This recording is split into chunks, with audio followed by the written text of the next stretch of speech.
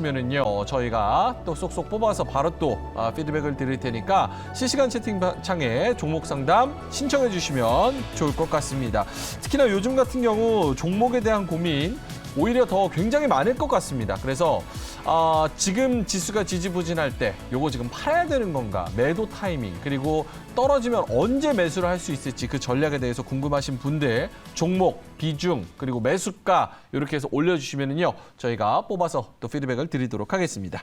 종목 상담 진행한 다음에요 저희가 섹터 레드앤블루로 넘어가 보죠. 송가람 매니저, 최준욱 매니저가 이번 주에 있었던 그런 섹터들 이슈들 OX로 좀 가르마를 타서 그 전략까지 짚어보는 시간 가져보겠습니다.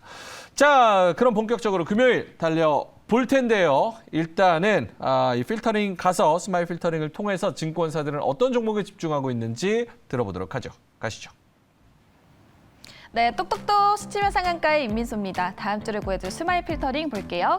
먼저 아프리카TV의 소식인데요. 동사의 4분기 매출액은 전년 동기 대비 6% 늘었지만 영업이익은 37% 감소했다고 합니다. 광고 매출이 전년 대비 상승했고 특히 콘텐츠형 광고에서 고성장을 기록했다고 하는데요. 하지만 카타르 월드컵의 중계권의 수수료가 전년 대비 급증하면서 이익의 부담으로 작용했다고 합니다. 하지만 1월 버추얼 BJ와 마인크래프트 콘텐츠가 흥행하면서 매출의 반등이 있었던 걸로 파악된다고 하는데요. 여기에 트래픽 유치의 효과를 보고 있다고 하니까요. 아프리카TV 유심히 지켜보셔도 좋겠습니다. 다음은 NHN 한국사이버결제 보겠습니다. 동사의 4분기 매출액과 영업이익은 전년 대비 모두 상승했고요. 온라인 결제를 중심으로 성장세가 지속되고 있다고 합니다. 중요한 점은 리오프닝에도 온라인 결제 대금이 줄지 않았고 오히려 해외여행과 같은 리오프닝 업종의 결제 성장에 따라서 동사의 매출과 영업이익의 성장이 기대된다고 하는데요. 삼성증권에서는 동사의 목표가를 17,300원으로 제시했습니다. 마지막 필터링으로는 한미반도체 볼 텐데요. 동사의 지난해 4분기 매출액과 영업이익은 전 분기 대비 모두 하락했다고 합니다. 매출액은 기대치에 부합했지만 영업이익은 추정치를 하회하는 수치였는데요. 이 매출이 감소한 이유는 미국 정부의 중국향 핵심 장비의 출하 통제로 장비 매출이 감소했기 때문입니다. 하지만 이베스트 투자증권에서는 4분기를 저점으로 1분기를 저점으로 한미반도체의 실적이 반등할 것으로 예측했는데요. 특히 EMI 장비의 매출액이 대폭 증가할 것으로 예상된다고 합니다. 때문에 동사의 목표가를 2만 원으로 상향한다고 하네요. 네, 스마일 필터링 여기까지 보도록 하고요. 한 주간의 시장 정리 한번 해보도록 할까요? 자, 그러면 오늘 종목 상담 코너 진행해 보도록 하겠습니다. 주식계 송송 커플 송률 매니저, 송가람 매니저입니다. 어서 오세요. 안녕하세요. 안녕하세요. 송중기, 송혜교 이후로 송송 커플은 처음이네요. 예. 일단은 오늘 송가람 매니저는 이제 2시간을 또 해야 돼서 옷이 너무 미스터 트롯처럼 나오는 거 아니에요, 저? 그렇죠? 뭐 늘상 그렇게 입으셨기 때문에 큰 차이는 없는 것 같습니다. 네.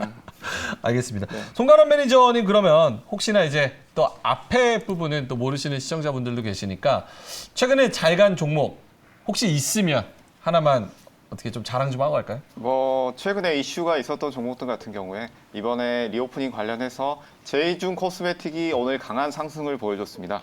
20% 가까운 상승을 보이면서 이제 목표가 근처까지 도달하는 모습을 보여줬는데요. 이런 화장품주, 리오프닝 관련주들 같은 경우에 앞으로 호재가 충분히 더 남아있기 때문에 이런 것들은 좀 더 지켜볼 필요가 있겠다라는 점을 말씀을 드리겠습니다. 이름 뭐라고요? 제이준 코스메틱입니다. 제이준 코스메틱. 네. 이게 수익률이 얼마 정도 나왔어요? 20% 나왔습니다. 20%. 다른 화장품주들도 우리가 리오프닝을 좀 기대하면 더 갈 수 있다 이렇게 보십니까? 아니면 이런 특정 종목의 상승이었습니까? 지금 화장품주들 같은 경우에는 일단 대형주 위주로 굉장히 우상향으로 좋은 흐름을 보여주고 있습니다. 그렇지만 이런 중소형주라든지 그런 중형주들 아직 어느 정도 큰 흐름이 나오지 않았다라는 점을 볼 수가 있겠는데요. 그렇기 때문에 이런 대형주들이 상승하는 모습 속에서 아직 이슈가 주가에 전부 다 반영되지 않은 점, 이런 소형주들이 좀 더 부각을 받을 수 있는 측면이다라는 점을 말씀을 드리겠습니다. 알겠습니다. 송일 매니저도 자랑 네. 질 수 없죠? 네네. 하나 해보겠습니다. 일단은 여러분들도 잘 아는 종목 LG 엔솔 제가 1월 6일에 이제 방송에서 말씀드렸었던 것 같은데 이제 반도체랑 2차 전지가 우리나라 중심의 주축이다라고 말씀드렸었는데요.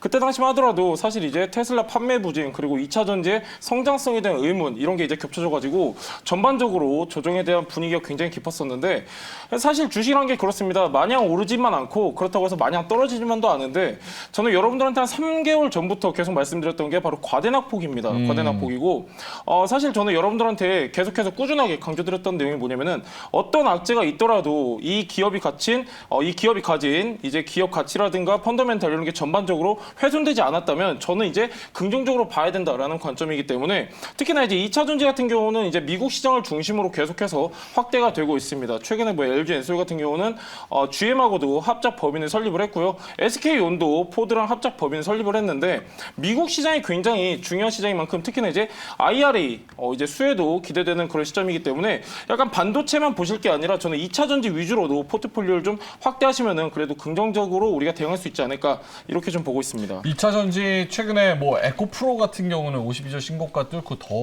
완전 갔는데 여기서 더 간다고 봐야 된다는 거예요? 그렇죠. 이제 에코프로 같은 경우도 지금 사상 최대 실적이 나왔는데 지금 이제 2차 전지에 대한 성장성에 대해서는 사실 우리가 누구도 의심을 하면 안 됩니다. 2차 전지 같은 경우는 시장 규모가 매년마다 13%씩 성장을 하고 있고 특히나 이제 우리나라 같은 경우는 선도 기업이 굉장히 많습니다. 소부장 중에서도 그렇기 때문에 아직까지도 이렇게 시장에 부각이 되지 않은 종목들이 많기 때문에 에코프로 같은 저는 대장주 같은 경우는 그래도 우리가 조금 더 중기적인 관점에서는 좀 긍정적으로 봐야 되지 않나 이렇게 보고 있습니다. 알겠습니다. 자, 그러면 송가람 매니저, 송률 매니저와 함께 오늘 여러분이 가진 종목 상담. 오늘 두 분께 제가 좀 부탁드릴 게 있어요. 다른 경제방송이랑 똑같이 그냥 뭐 있는 얘기하고 뭐 매수가, 목표가 잡고 이러면 저 중간에 나갑니다. 그런 거 말고 진심을 다해서 좀 해주시면 좋을 것 같습니다. 자, 일단 뭐 정은우님 자화전자, 자두님 현대제철, 자두님 제 걱정해 주시면서 카카오 이렇게 올려주셨는데 일단은 요거 먼저 해볼게요. 카카오? 예. 아, 저쪽 먼저 갔다 갑니까? 알겠습니다. 자, 임민수 아나운서 뭐 기다리고 있다고 하니까 저쪽 먼저 갔다 오겠습니다. 예. 제가 기다리고 있었는데 명민준 아나운서가 저를 건너뛰려고 했습니다. 지금 바로 해보도록 할게요. 방금 카카오 언급을 해주셨는데요. 카카오 비중 10%, 매수가는 58,000원에 있습니다. 현재 그래도 수익권에 있는 모습인데요. 대우조선해양을 제외하고 다른 종목들은 모두 수익권에 있습니다. 2차 전지와 관련해서 LG 에너지솔루션 비중 15%, 51만 원에 매수했다고 하고요. CJC푸드 오늘장에서 음식료 관련해서 굉장히 크게 또 시세가 났었는데 비중은 15%, 매수가는 3,000원이라고 합니다. 또 대우조선해양 비중은 5%, 세트레가의 방위산업 관련된 종목이죠. 비중은 2%, 매수가는 37,400원이라고 합니다.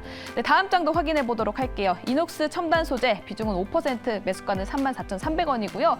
자동차와 관련된 종목까지도 보입니다. HL 만도 있고요. 게임 관련 종목 넷마블도 비중 4%, 매수가는 58,000원이라고 하네요.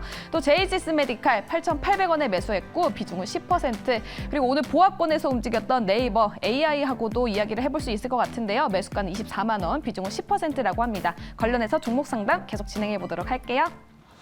자, 준비가 돼 있었는데 민수 아나운서 미안합니다. 자, 카카오. 근데 이거 실제로 종목 상담 들어온 거 맞습니까? 카카오로 58,000원에 저점 매수하는 대단한 분이 계시다고요? 멋있는 분이시네요. 아, 정말 부럽습니다. 저는 평단이 한 13만 원 정도인데 카카오 58,000원에 비중 10% 정도 들고 계십니다. 이거 수익권인데 어때요? 저도 지금 13만 원에 물려 있거든요. 송가람 매니저님 먼저 갈까요? 예, 송가람 매니저님한테 카카오 58,000원에 비중 10% 어떻게 해야 됩니까? 뭐 카카오 같은 경우에 지금 뭐 많이 들고 계신 분들이 많죠. 삼성전자, 그 외에 카카오 이렇게 개미들이 가장 많이 들고 있는 종목 중에 하나인데요. 지금 저점 다지고 어느 정도 올라오고 있는 모습입니다. 아까 이제 명민준 앵커님이 말씀해 주신 것처럼 틀에 박힌 얘기를 하면 나가신다고 했기 때문에 예. 뭔가 지금 상황에서 어떻게 이렇게 올라가고 있느냐 먼저 살펴봐야 될 텐데요. 지금 뭐 아시다시피 카카오 같은 경우에는 지금 SM 관련해서 경영권 이슈를 가지고 있습니다. 그렇기 때문에 지금 이 지분을 가지고 더 가지고 가서 경영권을 가지고 가느냐, 지분을 가져가서 여기 엔터 분야에서 신원 효과를 더 누릴 수 있겠느냐라는 점에서 지금 크게 다투고 있는 상황이죠.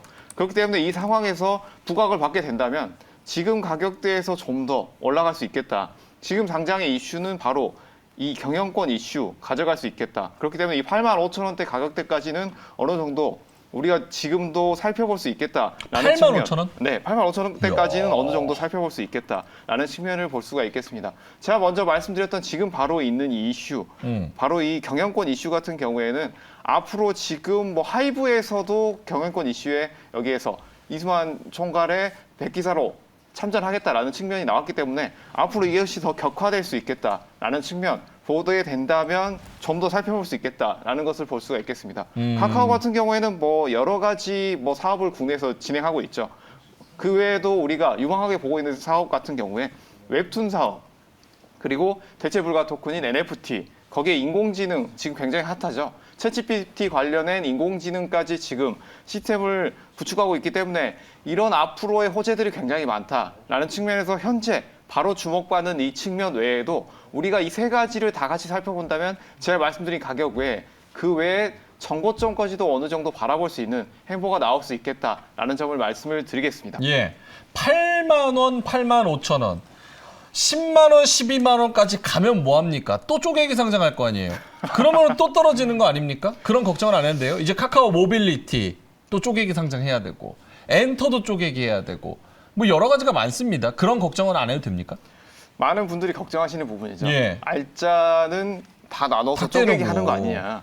그런 부분이 분명히 존재합니다. 하지만 여기에서 우리가 더 주목해야 될 점, 아직 카카오의 알짜가 굉장히 많이 남아있다라는 점입니다. 첫 번째 알짜는 바로 인공지능 부분, 그리고 두 번째는 웹툰 사업, 그리고 NFT 관련해서 이런 것들의 기술력과 그리고 국내에서 시장 장악력 두 가지를 생각해 본다면 앞으로의 이런 기업 쪼개기가 더 나온다고 하더라도 지금의 내재되어 있는 기업 가치는 좀 더 부각받을 가능성이 높겠다라는 점을 함께 보시면 될 것 같습니다. 알겠습니다. 요거 카카오의 평단 13만 원이 이제 제 결혼 자금으로 묶여 있는 거거든요. 저 뭐 장가는 갈 수 있을까요? 곧 가실 수 있을 것 같습니다. 알겠습니다. 이렇게 희망회로 돌리는 분들이 있어서 제가 팔지를 못하고 계속 물려있는 겁니다.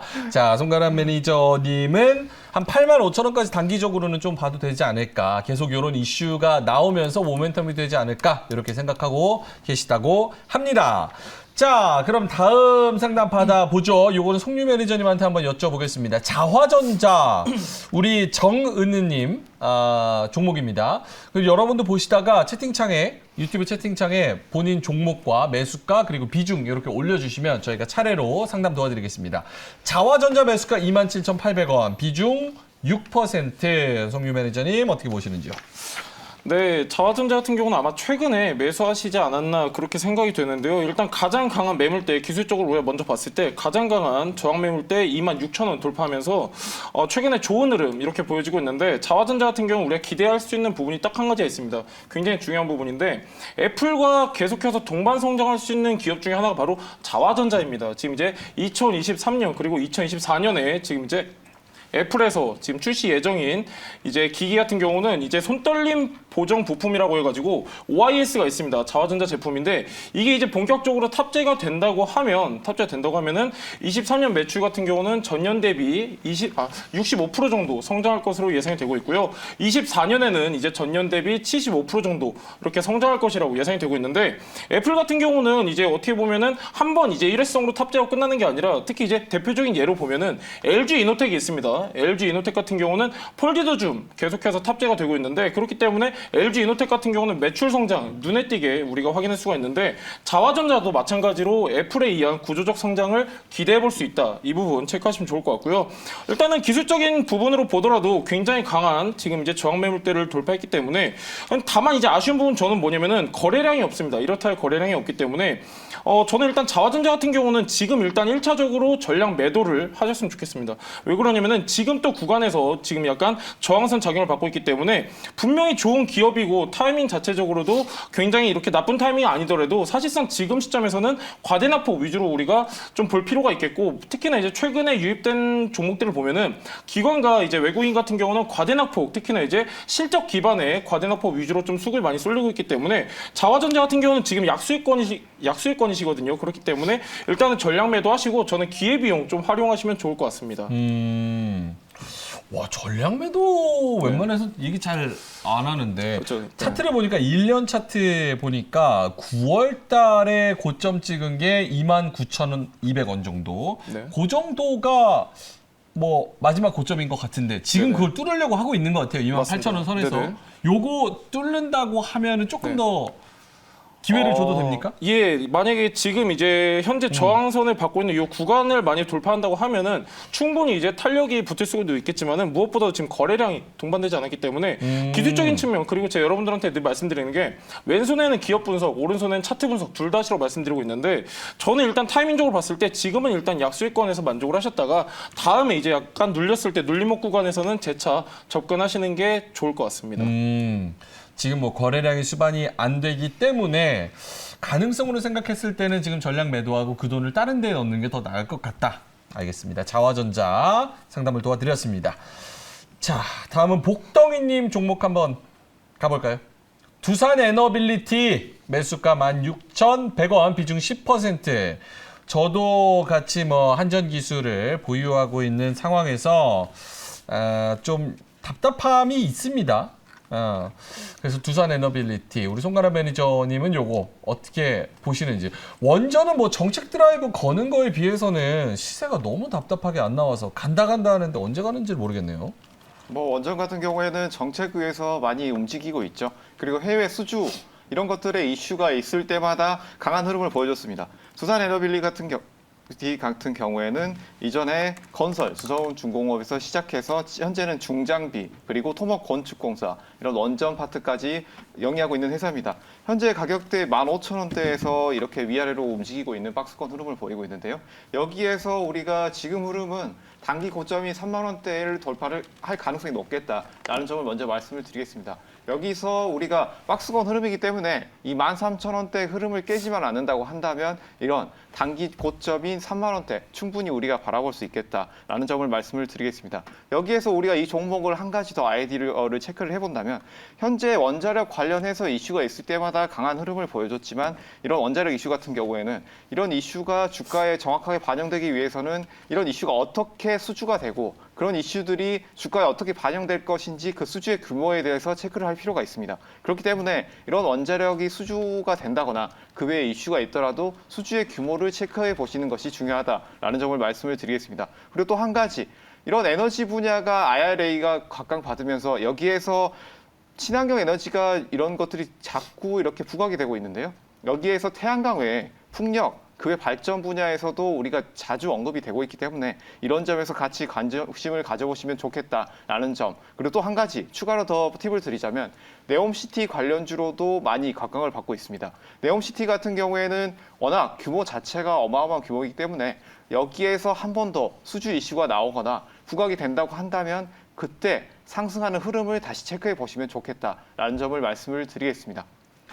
아니 그 원전 최근에 UAE 뭐 바라카 원전 수주 이런 이슈 나와도 우리가 원하는 그런 큰 뭐 상승 흐름 아니면 시세 이런 게 좀 안 나오는 듯한 그런 분위기인데 이 원전이 우리가 생각하는 기대하는 것만큼 못 가는 그 이유는 뭐라고 보세요? 타이밍일 수도 있고 아니면 실질적으로 뭐 숫자로 변환되는 뭐 모르겠습니다. 뭐 여러 가지 이유가 있을 것 같은데 어떻게 보세요? 뭐 가장 말씀해 주신 대로 우리가 직관적으로 볼 수 있는 건 이런 실적으로 바로 수치로 변환되지 않는 부분이 있다라는 측면이 있을 수 있겠죠. 하지만 이것보다도 더 큰 점은 이런 원전을 수주를 했을 때 우리가 얼마나 여기에 알짜적으로 가지고 왔느냐. 원전 수주 금액도 중요한 부분이라고 할 수 있습니다.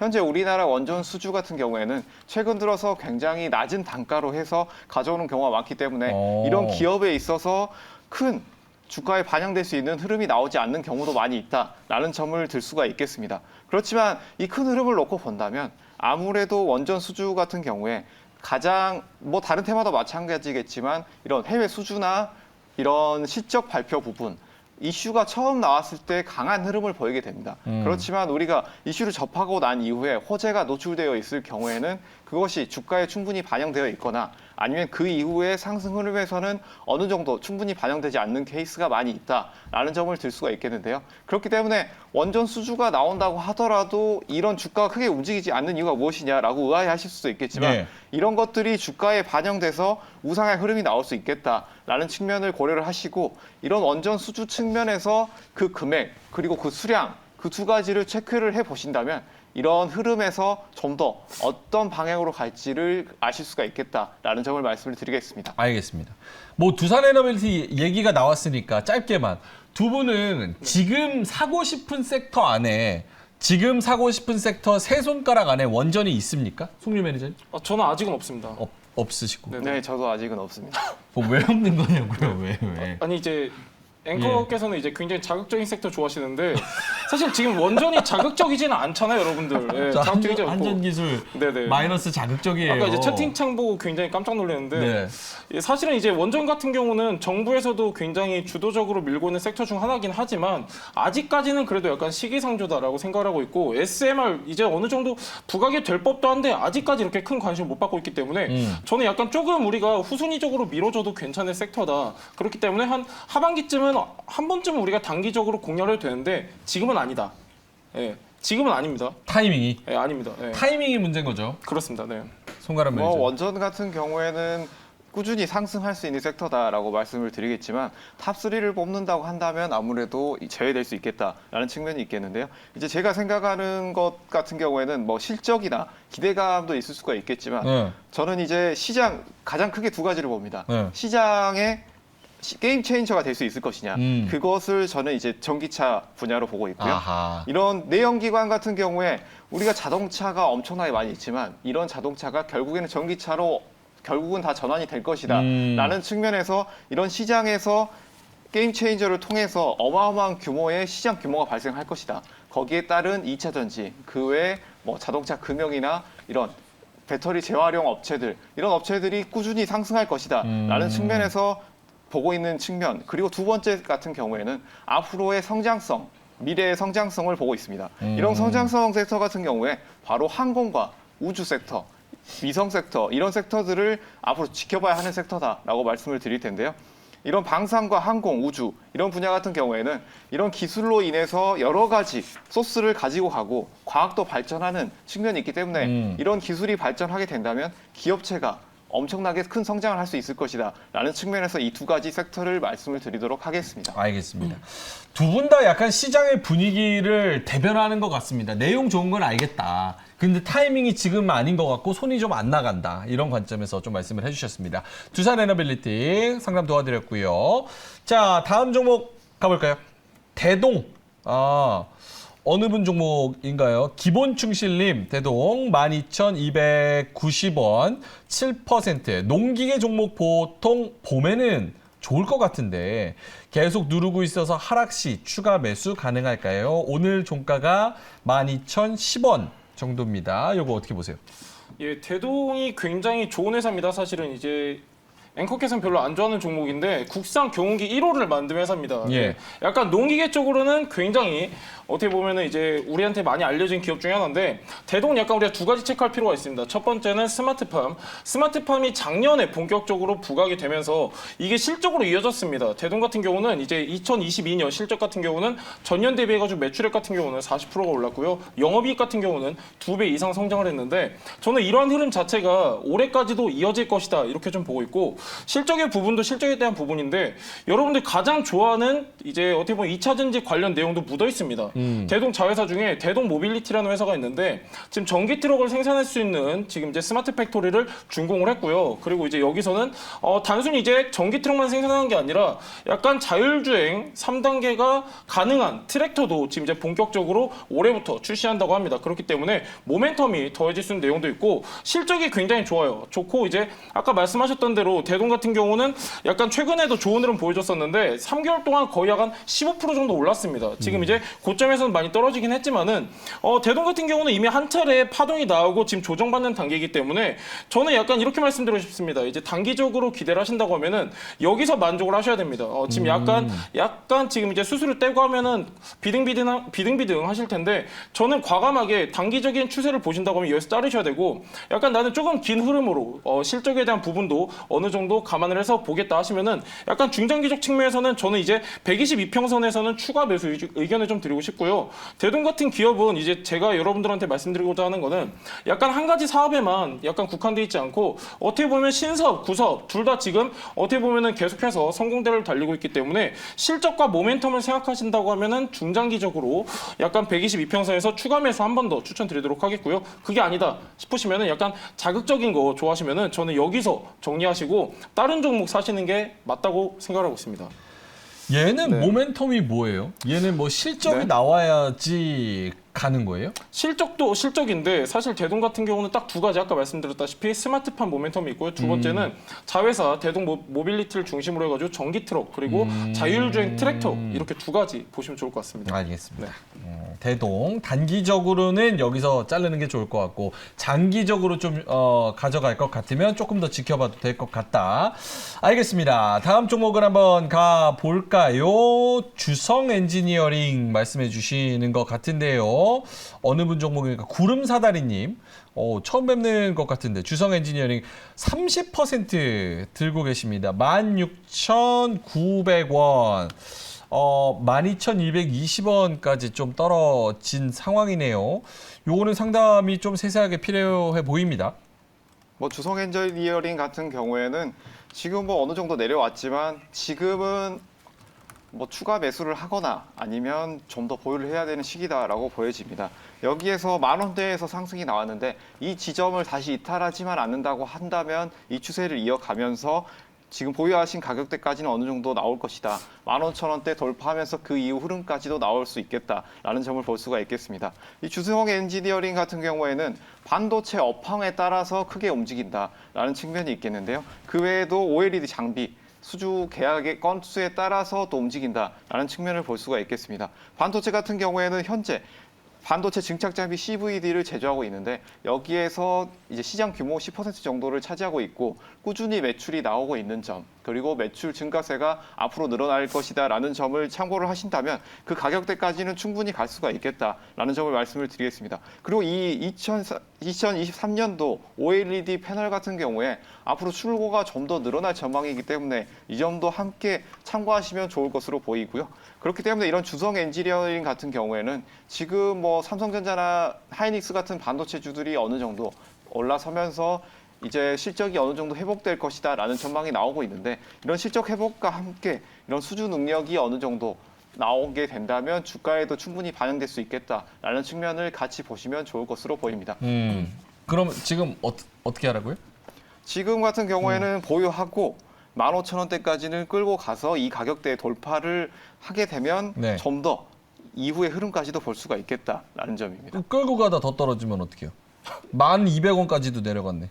1,200원대에서는 물량을 축소하시고 가져가시는 방법이 좋겠는데 그 이유 같은 경우에는 아무래도 이제 반도체 같은 경우에 업황이 지금 상승할 것이다라는 전망은 있지만 지금 시기에는 완전히 시장 전체가 변하지는 않았다라는 측면이 있습니다. 그렇기 때문에 시장이 완전히 확 바뀔 때까지는 어느 정도 시간이 걸린다라고 시장이 이제 반영이 되게 된다면 이 가격대에서 좀 더 횡보를 할 수 있기 때문에 이것을 기다릴 수 있느냐 혹은 좀 더 내가 보유하겠느냐라는 측면에서 이 가격대에서 보유 여부를 결정하시면 될 것으로 보입니다. 알겠습니다. 송가람 매니저님은 개인적으로 내일 주성 엔지니어링 사라 그러면은 월요일 날 사겠습니까? 저는 살 것 같습니다. 오, 그래요? 네.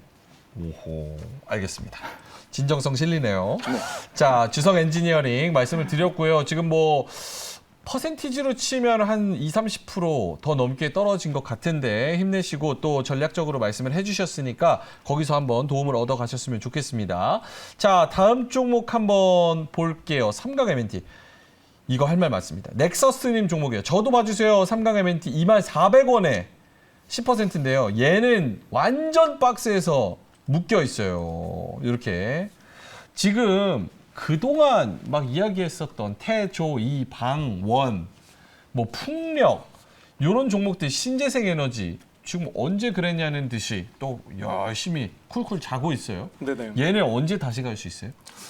일단 가장 중요한 게 뭐냐면은 신재생 에너지 같은 친환경 에너지가 부각됐던 이유가 뭐냐면은 기존에 이제 우리가 알고 있는 국제유가라든지 이런 이제 어떻게 보면 석탄이라든지 약간 이런 부분들이 부각이 되면서 반사이익으로 약간 수익 기대감이 더해졌었는데 어느 정도 이게 안정화가 들어서다 보니까 약간 상대적으로 친환경이라든가 이런 신재생 에너지들이 비교적 조정 폭이 길어지고 있는 그런 상황입니다. 삼강 NNT 같은 경우는 여러분들이 이제 풍력 굉장히 핫했을 때 해상풍력 관련주로 알고 계실 텐데요.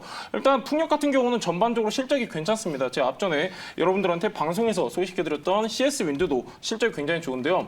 자, 제가 그때 여러분들한테 설명드리면서 해상풍력뿐만이 아니라 풍력 섹터 전반적인 이제 구조에 대해서 말씀드렸었는데 이 해상풍력뿐만이 아니라 풍력 섹터 같은 경우는요. 글로벌 터빈사가 발주를 받아가지고 발주를 내려주는 그런 시스템입니다. 제가 이 얘기를 왜 드리냐면은 삼강 M&T 같은 경우는 최근에 SK 에코플랜트에 인수가 되었습니다. 그렇기 때문에 수주 경쟁력에서 한 발짝 저는 나았을 수 있다라고 볼 수 있고 그리고 삼강 M&T 같은 경우 실적이 굉장히 좋습니다. 22년 실적 같은 경우는 전년 대비해가지고 매출은 40% 정도 증가를 했고요. 영업이익 같은 경우는 무려 3배 정도 증가를 했습니다. 3배 정도 증가를 했는데 저는 이제 SK 에코플랜트에 인수가 되면서 실적 개선 기대감은 더욱더 우리가 긍정적으로 봐도 좋을 것 같다. 이렇게 좀 보고 있고요. 삼강 M&T 같은 경우는 지금 이제 1월 5일 저점 같은 경우는 17,900원 보여지고 있습니다. 그럼 오늘 종가가 26,000원인데 자 그러면 거의 한 10% 정도 오른 거 아니냐 이렇게 생각하실 수 있는데 여러분들 잘 아시다시피 1월 초부터 현재까지 코스피, 코스닥 같은 경우는 평균 10% 이상 상승을 했습니다. 그렇기 때문에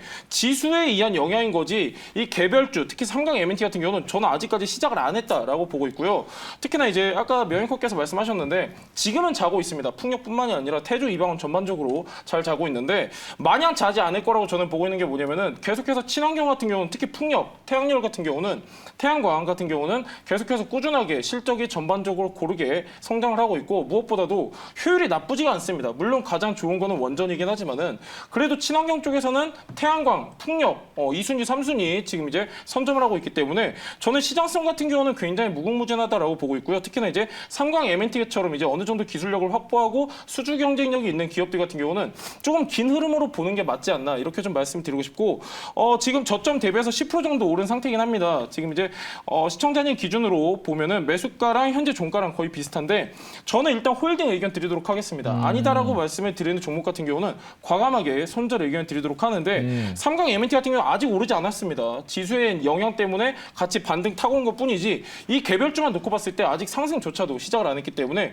저는 홀딩 의견 드리도록 하겠고요. 일단 우리가 목표가를 잡아야 되는데 저는 중장기적 측면에서 지금 말씀드린 거기 때문에 삼강 M&T 같은 경우는 전고점 부분 11월 28일 고점 부분인데 24,550원까지는 그래도 들고 가면 괜찮은 종목이다. 이렇게 좀 말씀드리고 싶습니다. 24,550원.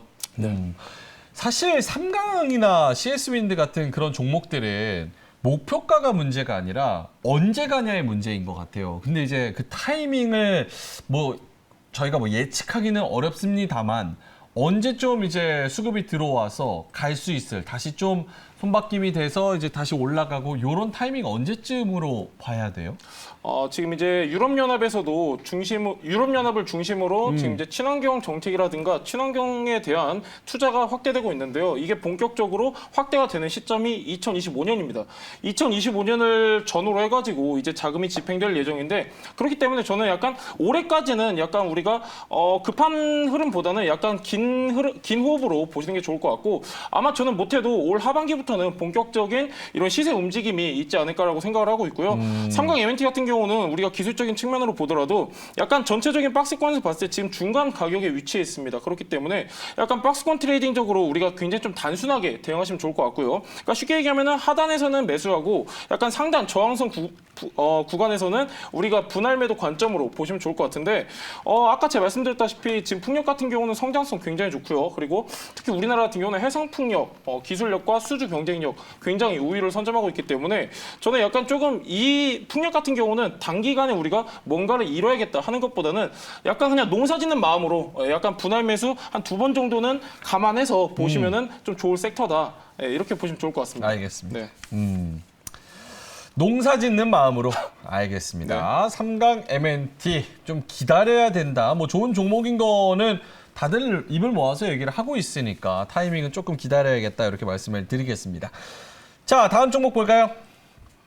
AP 시스템. 하얗게 불태웠다님 종목이네요. AP 시스템 15% 25,500원.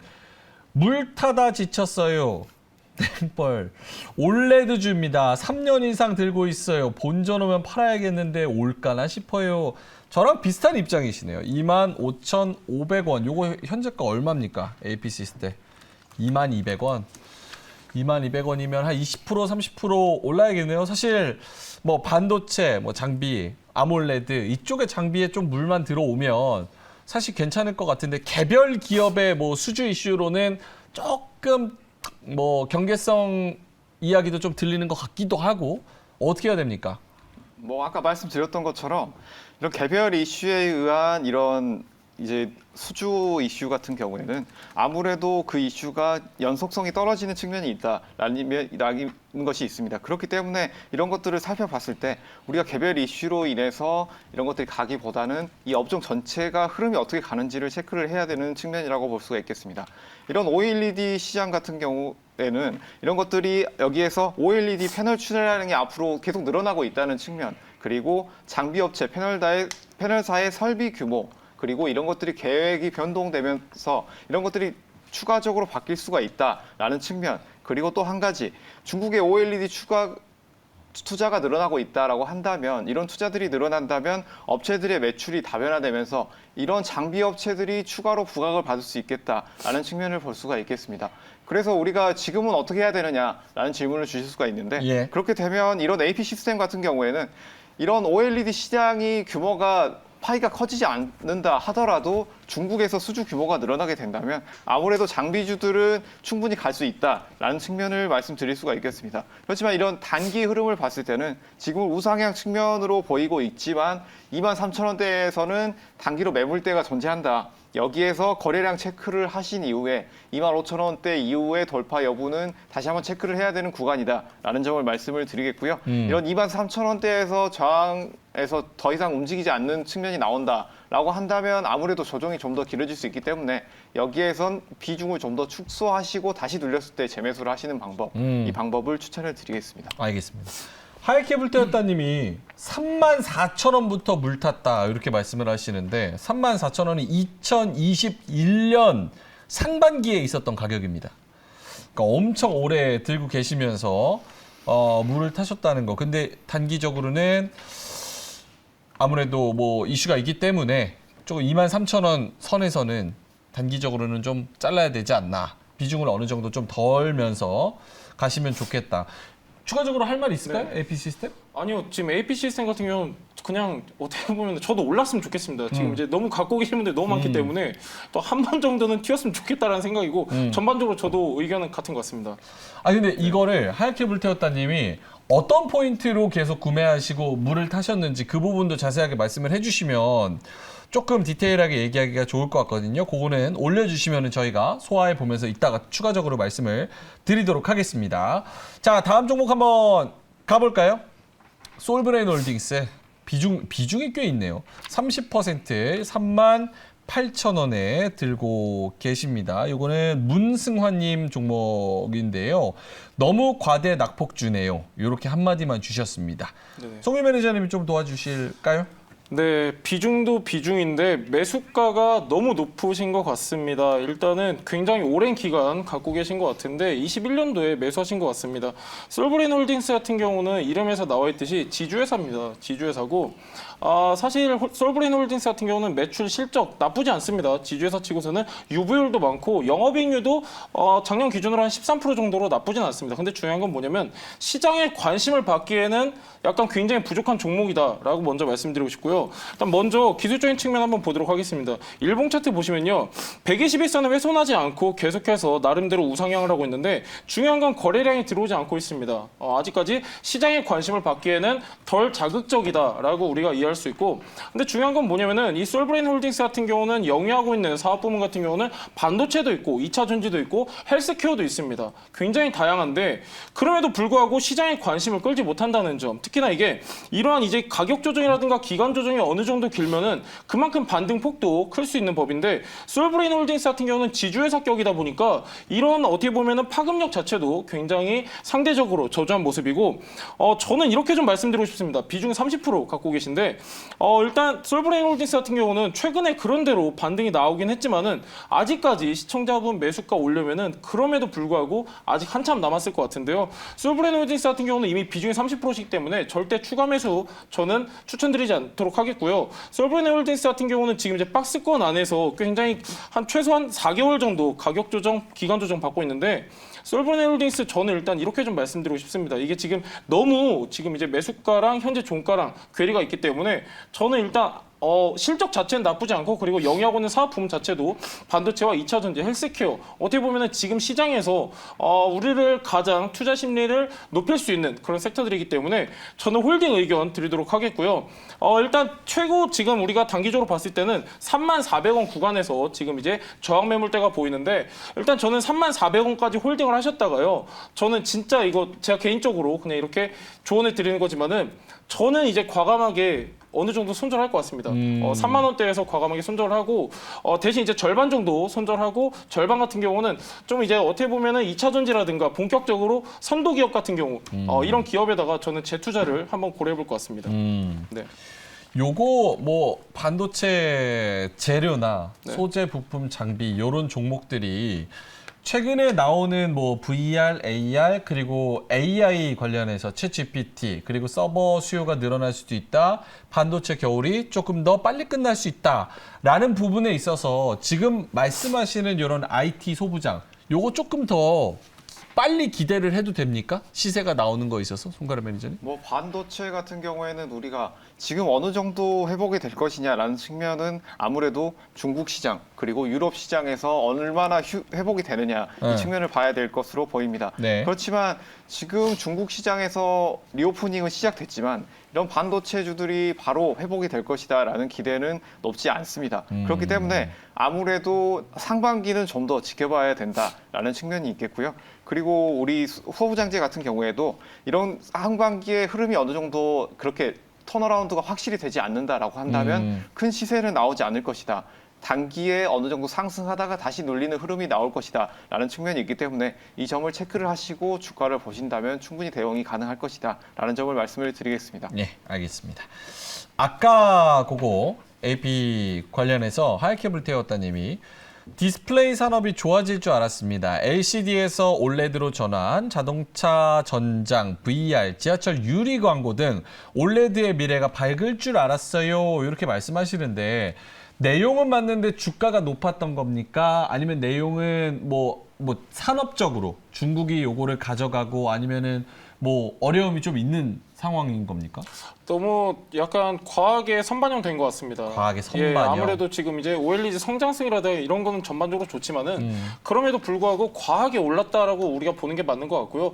AP 시스템이 나쁜 기업이라고 생각하시는 분들은 아무도 없습니다. 예, 아무도 없고 계속해서 수주량이라든가 기술력이라든가 전반적으로 계속해서 성장해 나가고 있는데, 다만 과하게 평가됐다. 사실 우리가 되돌아 생각해 보면은 메타버스, NFT 이제 좀 더 보면은 그래핀 어떻게 보면은 굉장히 끌릴만하고 어떻게 보면은 굉장히 신기술, 신산업이라고 우리가 볼 수 있는 내용들인데, 근데 여러분들 지금 결과를 보시면요, 계속해서 마냥 올라갈 것 같던 그런 종목들도 그렇지 않습니다. 그렇기 때문에 과도하게 선반영되었거나 혹은 과도하게 지금 이제 어떻게 보면 우려가 반영된 종목들 같은 경우는 우리가 다시 한번 재평가해볼 필요가 있겠다. 이거 굉장히 좀 참고하시면 좋을 것 같습니다. 알겠습니다. 네. 자, 그러면 색깔이 조금 다른 종목 하나 가보도록 하겠습니다. 하이브인데요. 어떤 분 종목입니까? 윤그레이스님. 26만 원 매수가 형성돼 있고요. 비중 10%. 저 평단가까지 올 수 있을까요? 이렇게 말씀을 해주셨어요. 현재가가 19만 5,300원. 최근의 상승세가 10만 원에서 지금 20만 원까지 쫙 올라왔습니다. 그래서 분위기는 굉장히 좋은데 26만 원까지 갈 수 있을까? 그거를 좀 걱정을 하시는 것 같아요. 손가락 매니저님 어떻게 보십니까? 지금 하이브가 굉장히 핫한 이슈입니다. 이 하이브 같은 경우에는 여러 가지 이슈가 있는데 먼저 말씀해 주신 이런 25만 원대, 27만 원대 이 가격대까지는 어느 정도 가능성이 보이느냐라는 측면을 먼저 말씀을 드리자면 지금 많은 분들이 매수하신 가격대가 23만 원대다라는 걸 먼저 말씀을 드리겠습니다. 최근 같은 경우에는 이제 바닥권에서 매수하신 분들 같은 경우에는 우상향 측면에 있기 때문에 꾸준히 가져가고 있지만 그 위에 가장 이제 개인분들이 많이 매수하고 많이 보유하고 있는 구간이 23만 원대이기 때문에 이 가격대에서는 어느 정도 돌파 여부를 체크하는 것이 필요하다라는 것을 기술적 측면으로 먼저 말씀을 드리겠습니다. 현재 오늘이나 뭐 최근에 굉장히 뭐 시장에서 이슈가 핫했죠. 뭐 하이브 그리고 SM 그리고 여기에 엔터주들 전반적으로 강한 흐름이 나왔습니다. 뭐 주식 시장에 있어서 가장 큰 이슈 중에 하나가 바로 M&A죠. 이런 M&A 같은 경우에는 주가를 서로 인수하고 이런 주가가 왔다 갔다 하는 부분에 있어서 주주들이 어느 정도 보유하느냐 이런 경영권까지 가느냐라는 측면이 있기 때문에 그 부분에 있어서 이런 것들이 크게 움직이게 되면 주가가 더 크게 반영받을 수 있겠다라는 점. 그래서 SM과 함께 살펴봐야 된다라는 첫 번째 측면과 두 번째, 바로 이 엔터 업종에서의 흐름을 살펴봐야 된다라는 점을 말씀을 드리겠습니다. 먼저 지금 현재 SM의 상황을 말씀을 드리자면 뭐 제가 이런 방송 처음에 시작할 때 먼저 짚어드렸지만 SM 같은 경우에는 지금 경영권 분쟁으로 큰 이슈가 벌어지고 있는 상황입니다. 여기에서 하이브에서 백기사로 나타났다라는 점이 나왔는데요. SM을 현재 하이브에서 15% 이상 지분을 보유하고 있습니다. 그렇기 때문에 이런 경쟁사 SM의 지분을 보유하면서 이런 것들의 앞으로의 주가도 충분히 가져갈 수 있겠다. 이런 것들이 더해지게 된다면 대형 이런 엔터사가 탄생하는 것 아니냐라는 기대감도 함께 보실 수가 있겠죠. 그렇기 때문에 지금의 기대감이 오늘의 엄청난 상승을 이끌었다라고 볼 수가 있겠습니다. 이런 상승 측면에서 오늘이 뭐 굉장히 장이 안 좋았는데요. 뭐 2천여 개 종목이 하락하는 측면을 보였습니다. 특히 이런 코스닥 종목이 하락을 보였는데 이런 하이브 같은 경우에도 장 시작한 이후에 쭉 놀리는 모습을 보였지만 앞으로의 이 상승 추세는 좀 더 이어갈 것이다 라는 측면을 보시고 지금의 가격대에서는 좀 더 보유해 보셔도 좋은 측면이다 라는 점을 말씀을 드리겠습니다. 그리고 이 종목 같은 경우에는 아무래도 엔터사기 때문에 엔터사 공통적으로 이런 리오프닝 관련해서 오프라인 공연이 재개되는 측면 그리고 운반, 제작, 그리고 아티스트 운영에 있어서 이런 것들이 앞으로 늘어나는 측면에서 주가에 좀 더 반영될 측면이 강하다라는 측면을 보시면 될 것 같고요. 여기서 한 가지 더 팁을 드리자면 NFT, 이런 NFT 시장에서도 이런 경쟁력을 가지고 있기 때문에 향후 메타버스나 이런 기업형 NFT 이쪽도 함께 관심을 가져보신다면 주가에 충분히 반영될 수 있겠다라는 측면을 보실 수 있겠습니다. 아니 하이브가 제가 뭐 업데이트가 안 돼가지고 네네. 하이브가 네. 이수만 전 회장의 주식을 14.8% 샀다. 네. 그리고 추가적으로 25%포인트 더 살 것이다. 네. 이게 하이브한테 어떤 면에서 좋은 겁니까?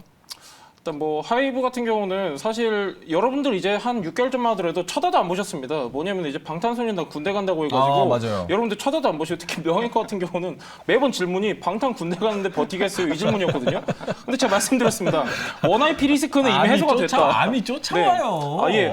좋아합니다. 저도 네, 네네. 좋아하고. 네. 이미 원IP 리스크는 해소가 되었고 뉴진스 같은 경우는 지금 이제 계속해가지고 앨범 판매량이라든가 계속해서 지금 이제 매출 성장에 굉장히 도움이 되고 있는 상황인데 하이브 같은 경우는 사실 레이블 구조로 되어 있습니다. 하이브가 이제 중간에 메인으로 버티고 있고 그 밑에 산하 레이블이 굉장히 많은데 미국에도 진출했고 SM이라든가 이제 어떻게 보면 JYP, YG 같은 경우는 하이브가 등장하기 이전에는 3대 엔터사로 불렸습니다. 근데 이제 하이브가 본격 성장하면서 구조가 바뀌었죠. 구조가 바뀌었는데 하이브가 이번에 SM 최대 주주에 등극이 되면서 저는 이제 이 산업 구조가 어떻게 보면 굉장히 크게 개편이 될 것이다라고 보고 있고 그렇게 되면은 가장 큰 영향력을 지금 가지고 미칠 수 있는 게 바로 하이브거든요. 하이브 같은 경우는 지금 이제 국내뿐만이 아니라 사실 하이브는 국내는 굉장히 작습니다. 작고 매출 규모로 보면은 대다수 매출은 해외에서 발생되는 구조이기 때문에 이런 이제 하이브의 기존에 어느 정도 이렇게 형성했던 시스템 그리고 하이브만의 레이블적인 이런 이제 기술력이 더해져가지고 저는 이제 SM뿐만이 아니라 이제 한국 엔터사가 좀 전반적으로 한 단계 이렇게 레벨업 할 수 있는 그런 계기가 되지 않을까 이렇게 좀 보고 있는데 저는 일단은 뭐가 됐든 간에 하이브 같은 경우는 이번 선택 굉장히 긍정적으로 보고 있고 하이브뿐만이 아니라 우리나라 엔터사 전반적으로 동반 성장할 수 있는 그런 계기로 보셔도 좋을 것 같습니다. 알겠습니다. 네. 요거는 사실 하이브도 지난번에 이제 NFT 얘기하면서 한번 쫙 끌어올렸다가 떨어졌기 때문에 개인적으로 펀더멘털 이외의 다른 이슈가 묻는 게 밸류에이션 산정하는데 굉장히 곤란합니다. 그래서 이 경영권 이슈가 주가를 어디까지 끌고 갈지 그리고 또 어디까지 또 나중에 끌어내릴지 요거는 좀 조심해서 지켜보셔야겠다 이렇게 말씀을 좀 드리겠습니다. 자, 마지막 종목이 될 것 같은데 오늘 힘들어서 어떻게 해요? 괜찮습니다. 10시까지 하셔야 되는데. 아이고, 알겠습니다. 마지막 종목은 제가 송유 매니저님한테 넘기겠습니다. 말티도트님 종목입니다. 이거 어느 분한테 드려야 되나요? 송가람 매니저님한테 드려야 돼요? 알겠습니다. 콕 집어서 드린다고 오늘만 고생해 주세요. 네, 알겠습니다. 제가 나중에 소주 한잔 사겠습니다. 예. 말티도트님께서 S퓨얼셀 20% 28,800원. 관리자님 전망 부탁드려요. 관리자님한테 전망 부탁드려요 했는데 매니저님들이 의견 주셔도 괜찮습니까? 이건 관리자님이 상담해 주셔야 되는 거 아니겠습니까? 알겠습니다. S퓨얼셀 이거 어떻게 보십니까? S퓨얼셀 같은 경우에는 수소 연료 전지 전문 회사죠. 수소 연료 전지는 앞으로 굉장히 유명하다. 건물용 연료 전지 부분 그리고 그 외 연료 전지에도 앞으로 추가로 각광받을 수 있는 부분이 있습니다. 그렇기 때문에 이 건물의 연료 전지 그 외에 차량용 연료 전지까지 앞으로 진출하게 된다면 충분히 앞으로 기대를 해볼 수도 있는 측면이 있다라는 것을 말씀을 드리겠습니다. 지금 최근에 5만 원대까지 상승을 했다가 지금은 2만 원대 주가에서 움직임을 보이고 있습니다. 그렇지만 지금은 바닥을 다지고 어느 정도 상승을 하고 있는 모습이기 때문에 지금은 어느 정도 바로 접근도 가능해 볼 만한 시기다라는 점을 말씀을 드리겠는데요. 여기에서 단기적으로 접근을 하신다면 지금 가격대 충분히 매수가 가능하다. 여기에서 단기로 3만 원대까지는 우리가 돌파 여부를 체크를 해본다면 그 이후까지도 볼 수 있는 가격대다라고 말씀을 드리겠습니다. 그렇지만 여기에 있어서 S퓨얼셀 같은 경우는 한 가지 더 팁을 드리겠는데요. UAE 순방에 있어서 그쪽에서 이런 수소 연료 쪽으로 해서 추가로 이슈가 나올 수 있습니다. 그렇기 때문에 이런 해외 이슈까지 함께 체크를 해보신다면 앞으로의 흐름을 보시는데 도움이 되실 수 있을 것으로 보입니다. 알겠습니다. 송유 매니저님은 어떠세요? 요거 S퓨얼셀, 두산퓨얼셀 어차피 같이 가니까. 같이 가지 않죠. 네. 같이 가지 않아요? 네, 그럼요. 다른 회사인데요. 네, 다른 회사이기 때문에 아니, 자꾸 이제 말씀을 이제 죄송합니다. 약간 S퓨얼셀 같은 경우는 우리가 다른 관점으로 봐야 되는 게 S퓨얼셀 매출의 대부분은 이제 건물용 수소 연료 전지에서 발생이 되고 있기 때문에 약간 우리가 앞전에 수소 여러분들 좀 안 좋게 생각하는 게 제네시스발 악재가 하나 터졌었는데 비교적 S퓨얼셀은 타격이 없었습니다. 왜 그러냐면은 얘 같은 경우는 건물용 수소 연료 전지를 주로 생산하고 있기 때문인데요.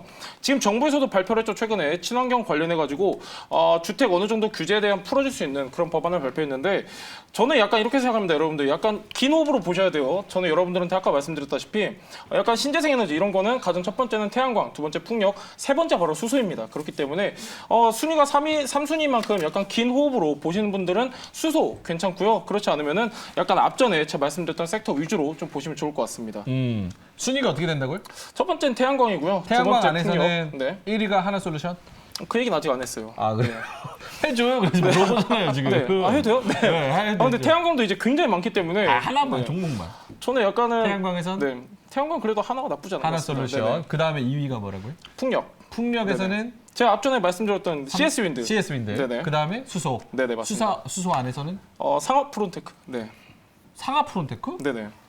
그래요? 네네. 가수아픈 종목이긴 한데 예. 좋은 회사입니다. 그러니까요. 알겠습니다. 네. 수소 다들 진짜 힘내셔야 됩니다. 신재생 에너지. 그때 막 으쌰으쌰 할 것처럼 해가지고 끝에 타신 분들은 지금 누워있어서 굉장히 답답하실 거예요. 그래서 신재생 에너지의 타이밍이 다시 한번 오기를 조금 우리 기다려봐야 될 것 같습니다. 자, 알겠습니다. 두 분 오늘 정말 고생 많으셨는데 송유 매니저님 먼저 네네. 요거 아까 잘 갔던 수익 좋았던 종목들도 말씀을 해주셨잖아요. 네네. 네이버 밴드 설명 좀 해주세요. 예, 저 사실 오늘 구해줘 다음 주 하는 줄 알았습니다. 그렇기 때문에 PT 굉장히 긴 내용 준비했는데요. 오늘 못했죠. 못했기 때문에 억울합니다. 억울하기 때문에 제가 이 내용 자세하게 정리해서 네이버 밴드 올려드리도록 할 테니까요. 네이버 밴드에 송유 검색하셔서 들어오시면 좋을 것 같습니다. 알겠습니다. 그 PT 몇 장이에요, PPT? 진짜 처음으로 길게 해봤어요. 20장. 20장. 네. 여러분 이 자료 그냥 버리실 겁니까? 억울해요, 네이버 억울해. 밴드에서 송률 이렇게 검색하셔서 같이 자료 한번 쓱 보시고 종목까지 한번 들으시면 좋을 것 같습니다. 최근에 타율 진짜 좋아요. 제가 말씀드립니다. 자, 네이버 밴드 송률이고요. 그리고 우리 송가람 매니저님. 네, 지금 오늘 장에서 상담을 많이 하셨는데요. 그 외에도 굉장히 궁금한 지점이 많을 것으로 보입니다. 지금 시장 자체가 오늘은 코스닥 종목들이 1.5% 이상 크게 하락하면서 굉장히 큰 하락을 보여줬습니다. 그렇기 때문에 지금 상황에서 우리가 이 종목들을 손절을 해야 될지 아니면 추가를 매수를 해야 할지 굉장히 고민이 많으실 것으로 보입니다. 지금 뭐 시장 상황에서도 코스피 종목들이 거래소 종목들이 움직이다가 코스닥 종목이 움직이다가 이런 지수 종목들은 상승하는 것 같지만 챗 GPT 관련된 인공지능 종목 위주로만 상승하고 있는 원회의장이다라고 보실 수가 있기 때문에 우리가 보유하고 있는 종목 앞으로 어떻게 해야 될지 이런 것들이 궁금하시다면 이 손가락 밴드로 오셔서 함께 얘기해 보시고 고민 해결하시면 될 것 같습니다. 알겠습니다. 네이버 밴드에서 송가람 이렇게 검색하면 되죠? 네, 맞습니다. 알겠습니다. 자, 네이버 밴드에서 송가람, 송률 이렇게 검색 한번 해 보시고요. 저희는 다음 코너로 한번 넘어가 보겠습니다. 송가람 매니저님은 1시간 더 수고를 해주셔야 되는데요. 송가람 매니저님, 최진욱 매니저님이 섹터 레드 앤 블루 섹터별로 나눠서 요거 OX 좀 들면서 앞으로 갈 종목까지 전해드린다고 하는데 오늘의 섹터 임민수 아나운서가 소개해 드리겠습니다. 네, 섹터 레드앤블루 첫 번째 섹터는 엔터입니다. 하이브가 SM엔터테인먼트를 전격 인수하면서 두 기업의 주가가 상승했고 그 영향이 엔터주 전반의 상승을 견인해 줬는데요. 하지만 하이브의 이번 인수는 이승만 PD에게 등을 돌린 경영진과 손잡은 카카오엔터에게는 악재로 작용할 가능성이 크다고 합니다. 관련해서 짚어보도록 하고요. 두 번째로는 원전, 한동안 큰 반등 없이 하락하고 있는데요. 이번 주에도 섹터 전반적으로 5%에 가까운 하락을 보였습니다. 반등의 여지가 있을지까지도 이야기 나눠보도록 할게요. 네, 다음 세 번째로는 우리 증시의 핫섹터 AI입니다. 최근 상승 랠리를 펼쳐오다가 바드의 오단 논란에 이번 주 중반부터는 국내 AI 관련주가 줄줄이 약세를 보이고 있는데요. 하지만 AI와 관련된 일정들은 계속되는 가운데 어떤 전략을 세워봐야 할지 인사이트 얻어보도록 하겠습니다. AI에 이어서 로봇도 미래산업의 대세로 자리 잡고 있죠. 로봇주는 올해 들어서만 2배에서 3배 정도 급등을 했고요. 로봇주 ETF 또한 상승하고 있는데요. 하지만 최근에는 좀처럼 빨간불을 켜지 못하고 있습니다. 관련해서도 짚어볼게요. 또 마지막으로는 CCTV입니다. AI를 적용해서 이상행동을 정확하게 감지하고 신고까지 할 수 있는 지능형 CCTV 기술이 개발됐다는 소식이 전해졌는데요. 이 기술력은 최근에 증가하고 있는 무인 점포의 난동이나 길에서 쓰러지는 노인, 그리고 반려동물 유기와 같은 이상 상황을 즉시 CCTV 관제 인력에게 알릴 수 있다고 합니다. 때문에 관제 인력난의 해소가 가능해질 전망이라고 하네요. 네, 이렇게 총 5개의 섹터 레드앤블루 통해서 투자 인사이트 들어보도록 하겠습니다.